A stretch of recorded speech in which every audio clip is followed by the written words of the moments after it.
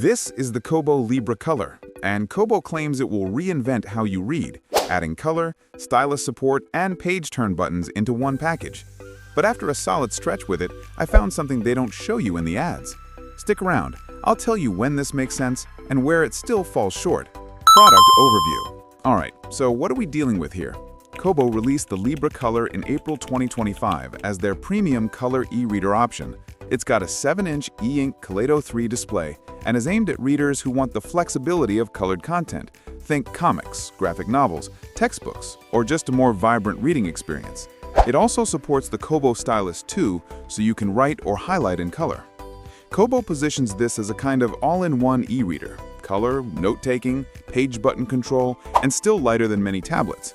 The current US price is $229.99. Performance. Look, specs are nice, but what matters is how it performs day to day. So I ran it through its paces. Comics, textbooks, classic novels, and some heavy annotation. Here's what I found. Speed and responsiveness. Navigation and page turns are snappy. Whether you tap the screen or hit the page turn buttons, there's very little lag. The interface feels fluid. I didn't notice menu stutters or big slowdowns even when loading illustrated pages. Color mode versus black and white mode. The transitions between black and white and color modes are okay, but the color mode's effective resolution is notably lower. That means detailed text can look softer when color is on. If you're reading mostly text-only novels, you'll spend most of your time in the black and white mode, where clarity is excellent. Ghosting and artifacts. In my testing, occasional ghosting is visible. Residual hints of images or menus lingering faintly after turning pages. Usually it resolves itself or disappears after a refresh. It's not a deal breaker, but it is noticeable if you're switching rapidly between heavy illustrations. Battery and longevity. Kobo claims weeks of battery life, and in realistic use, I got about 3 to 4 weeks before a recharge, depending on brightness, how much stylus use you do, and whether Bluetooth is on. Not bad for a color e-reader. One caveat, heavy color or highlight usage will cut that down. So performance is solid. It doesn't feel sluggish, but color mode has its trade-offs. Features and tech. Color e-ink is the headline. You now can see covers, graphs, images, comics, all in muted, decent color. It's not OLED bright, but it elevates the reading experience for anything not pure text. For things like cookbooks, travel guides, or science textbooks with color diagrams, this is meaningful. In pure text reading, it's a luxury. Stylus support and color annotation. With the Kobo Stylus 2, you can highlight, scribble, doodle in full color. It's a nice touch for readers who annotate, mark up maps, or keep margin notes. Exporting notebooks to a computer retains the colored ink. Just note, the stylus doesn't come in the box. Page turn buttons and ergonomic grip.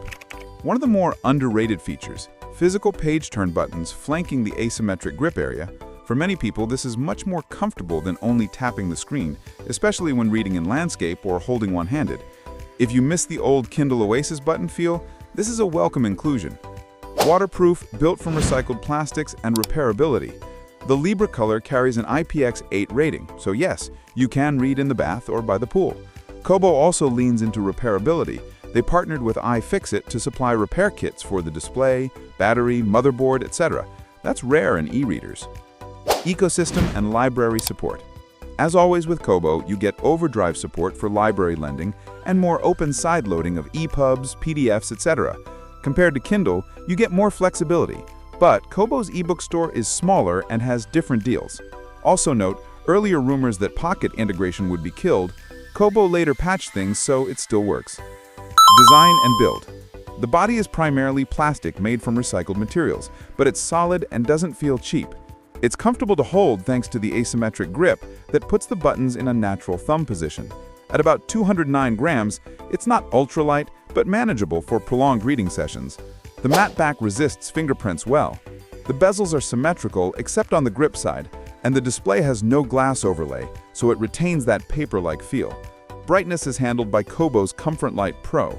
The front is flush, but in color mode, the visible dots are more noticeable, especially under certain lighting.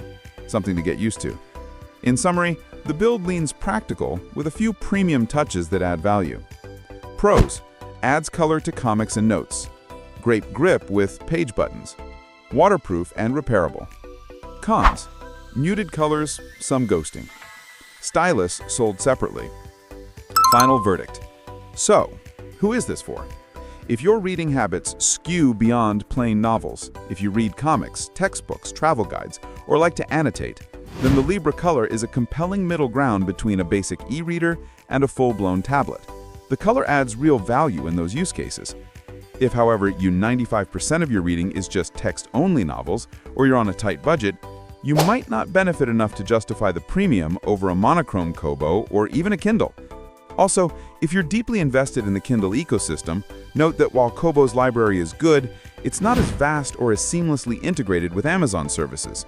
But if you've been itching to escape the Kindle walled garden, this is one of your strongest bets, with flexibility, repairability, and real features.